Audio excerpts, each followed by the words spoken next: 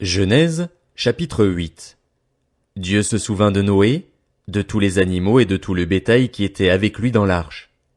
Il fit passer un vent sur la terre et l'eau se calma. Les sources de l'abîme et les écluses du ciel furent fermées et la pluie ne tomba plus du ciel. L'eau se retira peu à peu de dessus la terre, si bien qu'elle baissa au bout de 150 jours. Le 17e jour du 7e mois, l'arche s'arrêta sur les montagnes d'Ararat. L'eau baissa progressivement jusqu'au 10e mois. Le premier jour du 10e mois, les sommets des montagnes apparurent.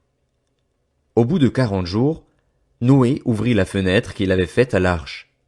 Il lâcha le corbeau et celui-ci sortit, faisant des allers et retours jusqu'à ce que l'eau ait séché sur la terre.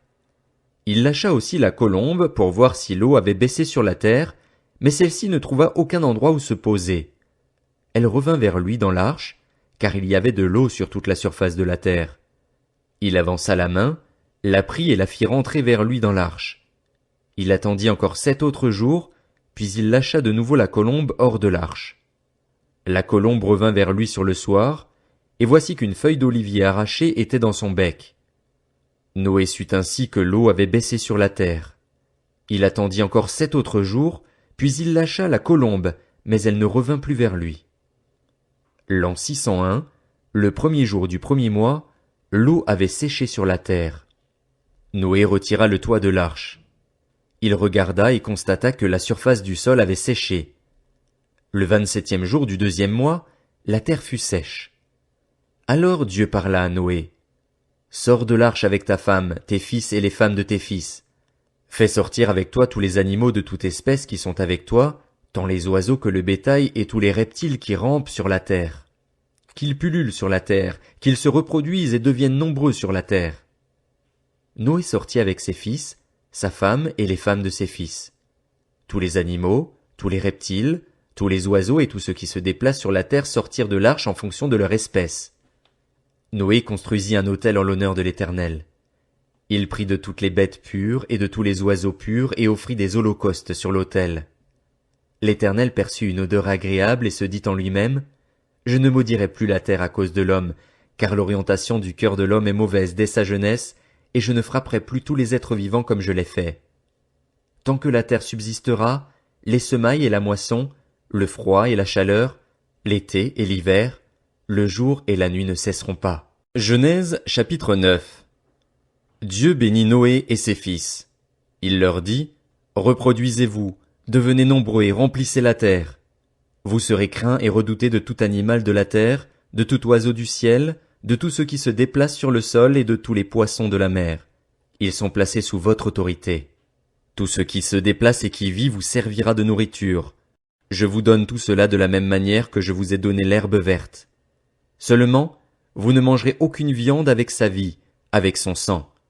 Sachez-le aussi, je redemanderai le sang de votre vie, je le redemanderai à tout animal. Et je redemanderai la vie de l'homme à l'homme qui est son frère.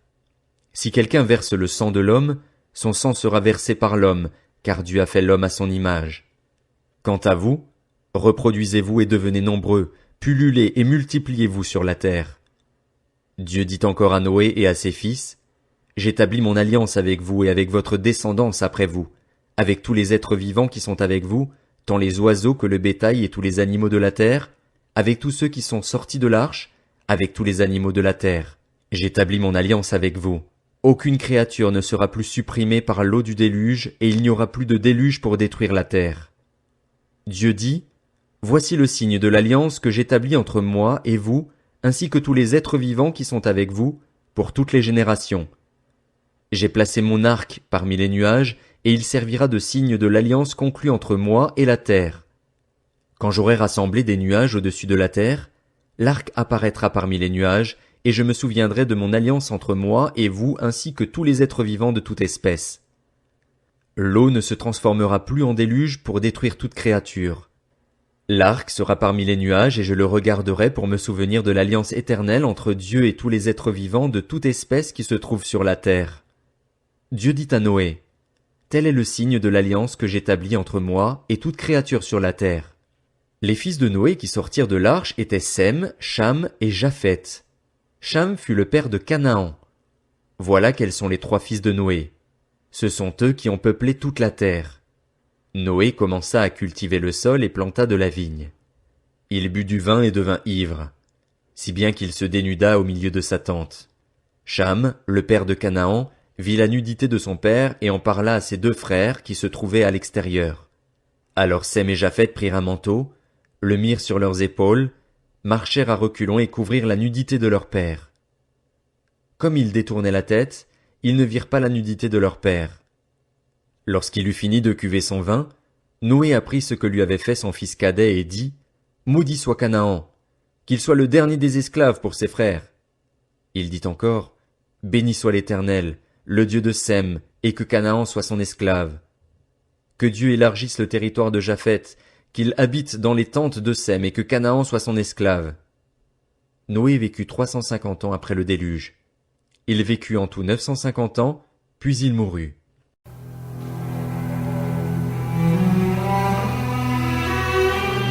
Voici la lecture de la Bible.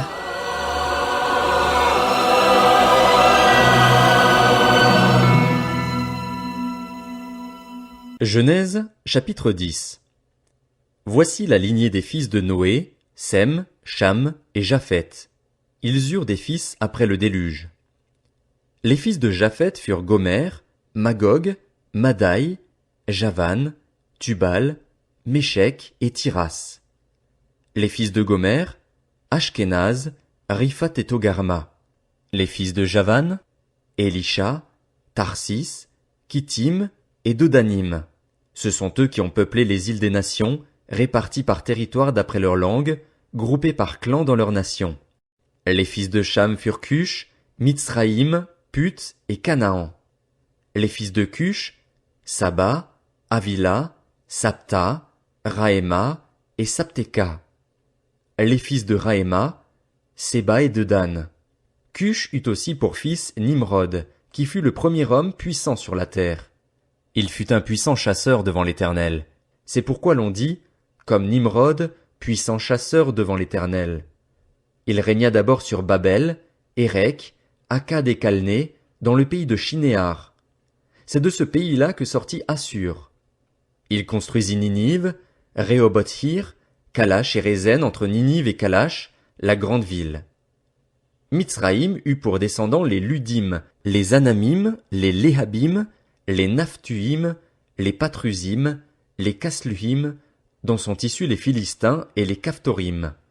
Canaan eut pour descendants Sidon, son fils aîné, et Heth, ainsi que les Jébusiens, les Amoréens, les Girgasiens, les Héviens, les Arkiens, les Siniens, les Arvadiens, les Tsémariens, les Hamassiens. Ensuite, les clans des Cananéens se dispersèrent. Le territoire des Cananéens allait de Sidon, du côté de Guérar jusqu'à Gaza, et du côté de Sodome, de Gomorre, d'Adma et de Tseboïm jusqu'à Lécha. Voilà quels sont les fils de Cham, groupés par clans et par langue dans leur territoire et leur nation. Le frère aîné de Japhet, Sem, eut aussi des fils. Il fut l'ancêtre de tous les descendants d'Héber.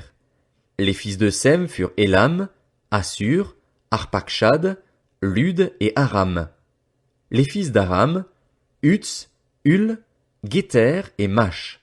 Arpachshad eut pour fils Shélar, et Shélar eut Héber. Héber eut 2 fils. Le nom de l'un était Péleg, parce que c'est à son époque que la terre fut partagée, et celui de son frère était Joktan. Joktan eut pour fils Almodad, Shélef, Hatsarmavet, Gérard, Adoram, Uzal, Dikla, Obal, Abimaël, Séba, Ophir, Havila et Jobab. Tous ceux-là furent les fils de Joktan. Ils habitèrent depuis Mécha jusqu'à Séphar, la montagne de l'Est. Voilà quels sont les fils de Sem, groupés par clans et par langue dans leur territoire et leur nation. Tels sont les clans des fils de Noé en fonction de leur lignée avec leur nation. C'est d'eux que sont issues les nations qui se sont dispersées sur la terre après le déluge.